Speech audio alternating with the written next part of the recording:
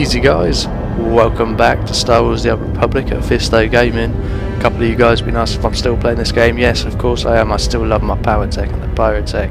So I've been waiting to come back and check out the new expansion and game update 2.0. Let's take a quick look at that, because they've added a new planet into the expansion and the level increase up to level 55. Which is cool. The new planet's going to have story driven quests. It's not going to be class specific quests, which is a bit disappointing, but it's new content, which is very good. They're going to have new features, macro binoculars and seeker droids. It's put in treasure hunting, turning back through the galaxy, finding unique and rare items, a little bit extra to like the datacron hunting, stuff like that. Okay, the rest of the game update 2.0 highlights. You got a new operation, Scum and Villainy. It's going to be a 7-boss operation. It's going to have lockouts, obviously, and it's going to have 4 different difficulty modes. That's good for PvE players. I'm not much into operations, but if you guys are into that, that's cool.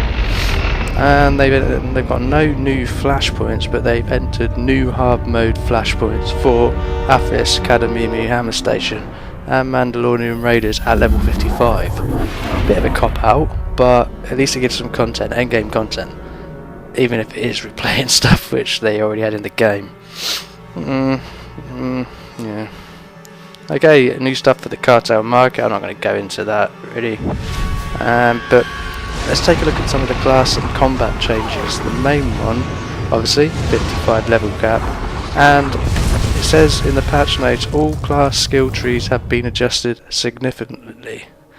So what they've done is they've added new abilities, but they've also changed abilities around. It's through the skill tree, changed the name of them slightly and how they operate, and they've moved these around in the trees as well. It doesn't go into a massive amount of detail in the patch notes, just because it's a massive amount to cover, but they've been rebalancing in 2.0. It's about time really, because the game's been out over a year now, a year and a quarter, so it's about time they did this. And they've removed certain abilities from the game which were just useless, like shoulder slam for the Powertech. That was a crap ability and it was never usable in PvP, any PvE.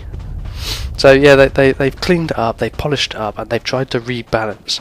I haven't actually been on the PTS testing this, because I've been testing other games which you've seen on my channel, so you know what I've been up to. I want to get back into this and test it out and level up to 55 for you guys and talk about some of these changes. Okay, a big one that they've introduced is alacrity. Most people who played this game before know that this was a pretty irrelevant stat unless you were a healer or you had lots of channel moves. So what they've done now, which is interesting, and it's definitely going to mix it up a little bit, because it's going to make people think about their core stat priorities and their sub-stat priorities. I'll just read it straight off the patch notes here for you. Alacrity has been redesigned to be a more universally useful stat. Now alacrity reduces the activation time of all abilities, including instant abilities. Okay, so all abilities will now use alacrity, so it's going to be more useful. But for a Pyrotech, of course, this means burning more heat. The faster you're putting off moves, the more the heat is. No, not the case. Let's carry on. If such an ability is reduced below the global cooldown, the global cooldown is reduced as well. Very cool. Getting a lot of more damage out and reducing that global cooldown, which is always a pain.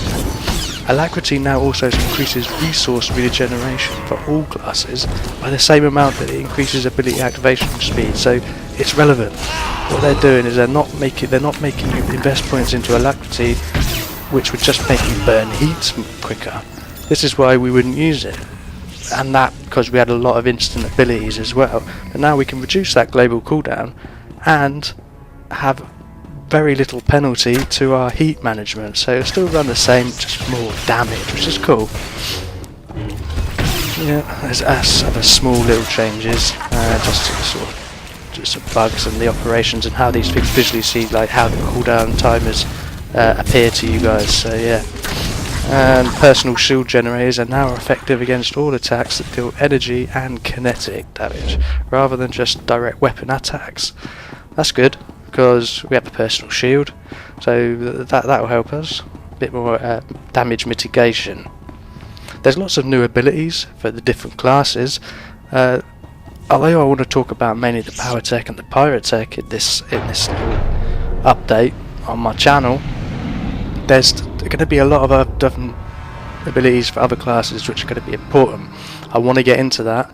I'll just highlight a couple here. Okay, the Jedi Knight Sentinel, a new ability, Twin Saber Throw, has been added. Twin Saber Throw throws both lightsabers at a target up to 30 meters away, striking everything within its path, slowing the movement speed of affected targets by 50% for 6 seconds. Now that's quite a massive ability, because my ability is everything for a Powertech Pyrotech. So there's different moves like that, and a new ability, Saber Reflect, has been added. Saber Reflect reflects all direct single target ranged force and tech damage back to the attacker for 3 seconds. That's another massive move for the Jedi Knight. I say why, we've got a lot of range moves, and we've got a massive amount of tech moves.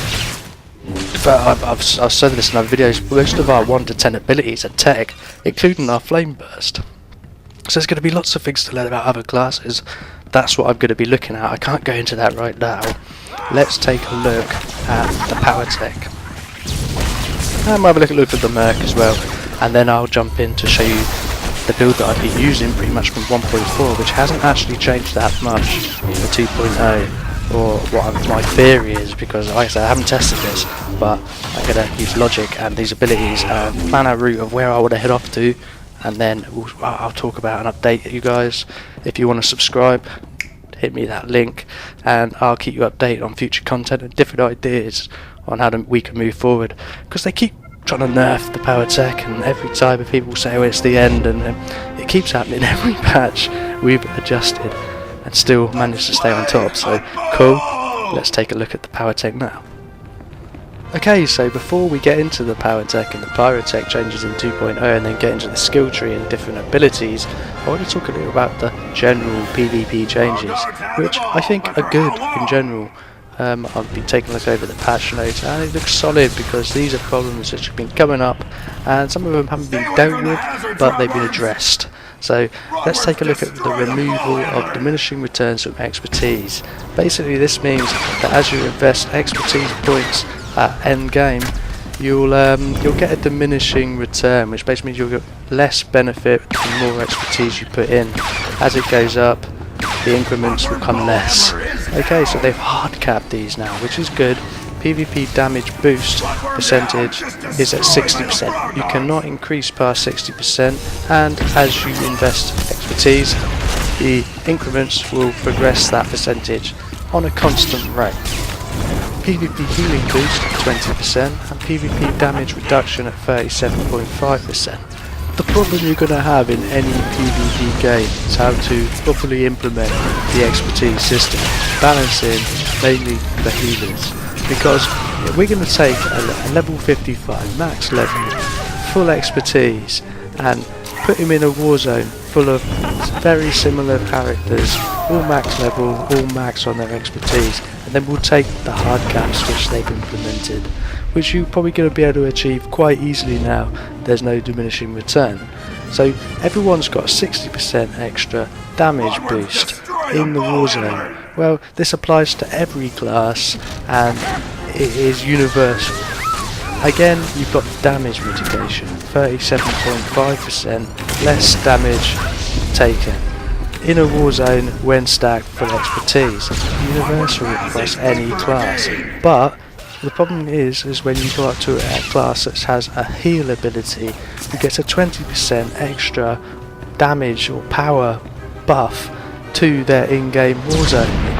Well, this is the problem, and you've probably spotted it earlier, you're probably very aware of it, and it's a massive problem in all MMOs, and it's something I've seen Bioware struggle with for over a year now, and they use a trauma debuff implementation of this. They administer it to anyone who's in PvP, and basically it used to reduce 30% of incoming healing. They now increase that to 35%. So any player receiving healing within a Warzone come patch 2.0 is getting 35% less healing. It seems severe, but it works on a relevant scale. All players are going to be dealing 60% extra damage. All players are going to be getting 37.5% damage mitigation. But when you get into a fight or a 2v1 or an outscaled fight, if there's a healer involved, the heals at 20% extra are going to get a massive boost to whatever side who happens to have a good healer in their team. So they had to debuff this. It's something that's important to any MMO and an expertise system. I hope that everyone agrees with that, because it's something that's a formula that's very sketchy and it's very hard to get right. I imagine this will be changed and modded and just tweaked a little bit, just to make sure so they get that balance of how powerful the heals can be, considering the increases in damage mitigation and power. Excellent. Let's take a look at, finally, let's take a look at the Powertech class.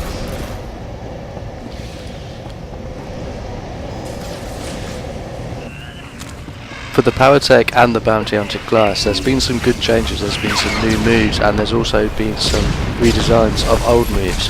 Starting off with hydraulic overrides, it's now trainable at level 26 for all bounty hunters. This used to be mainly an AP and arsenal ability, but now it runs on a 6-second cooldown for all bounty hunters trainable at 26. You can increase this to 10 seconds using the skills in the arsenal and advanced prototype skill trees. What exactly is a hydraulic override? It's 6 seconds of immunity from movement impairing effects, knockdowns and physics, and increases movement speed by 30%. That's brilliant when cutting shapes around players, especially for a Powertech Pyrotech.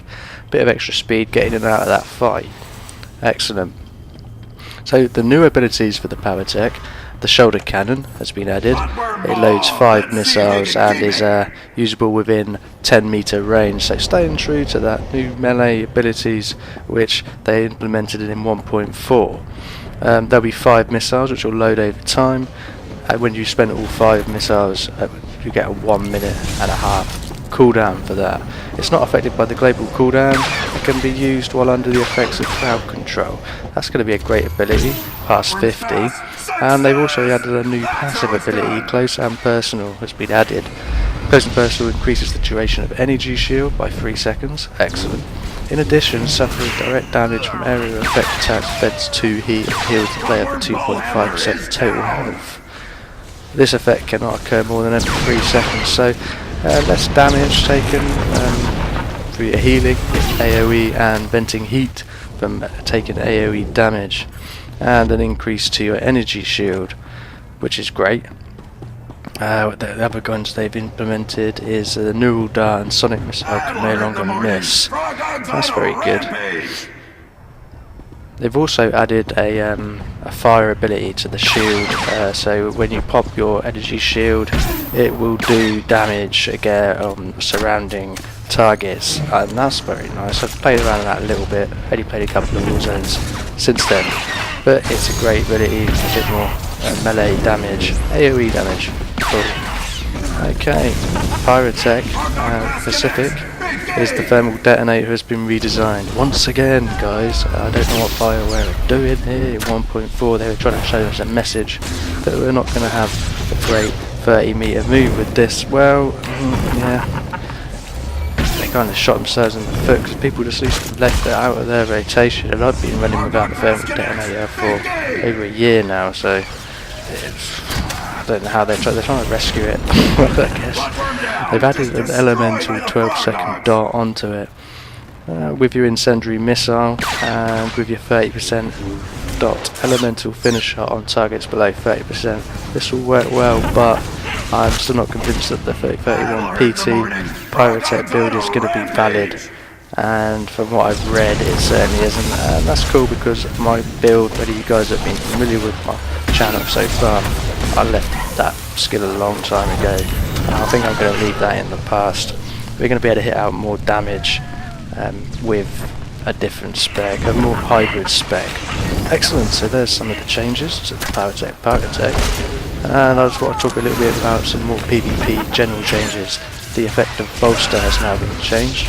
Bolster was the buff used to get for low levels entering into war zones. It used to be based on character level, and now they've changed it to gear.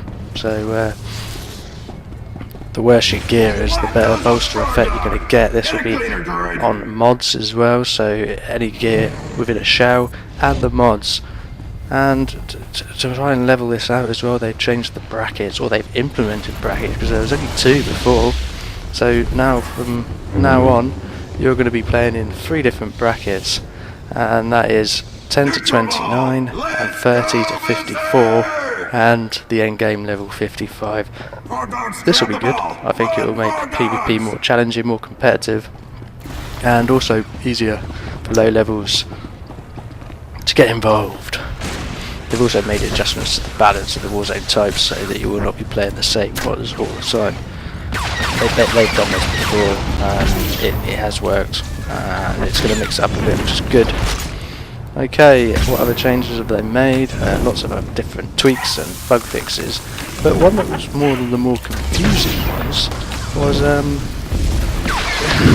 really can't understand this. Maybe you guys can shed some light on that, but they've introduced a 5% EXP or experience bonus buff if you're part of a guild. I'm confused. Maybe they want people to group and do more group work, but this game is already very quick to level up on. I've never, especially on a free-to-play game, because people aren't having to subscribe for this content. Let them, stretch it out. Let them play through the great storyline of Star Wars. That's one of the main things it's got going, and the end game isn't that great. They've highlighted that by not including a new flashpoint and added hard modes to existing flashpoints. It's fun. So why rush people towards the end game? Especially when ones operating in guilds, because they're the ones leveling the fastest. So yeah, guys, if you have any thoughts on that, let me know. What else have they put in? The set bonuses, which kind of works with the bolster effect, so it's a bit more cosmetic stuff.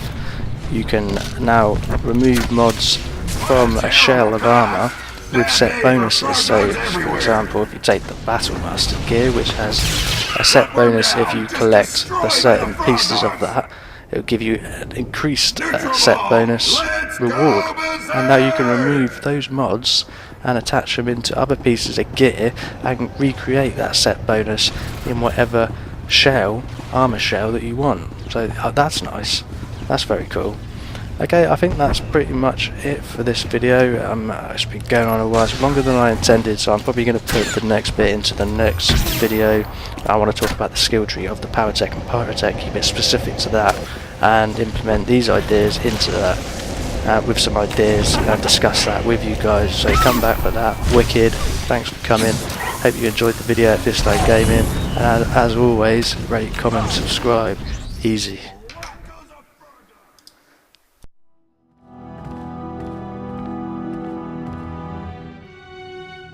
Tell no one of this meeting, Hunter. You are about to hear a truth that very few are aware of. The Empire is losing this war. Barring the unexpected or the miraculous, our total defeat will occur within the year.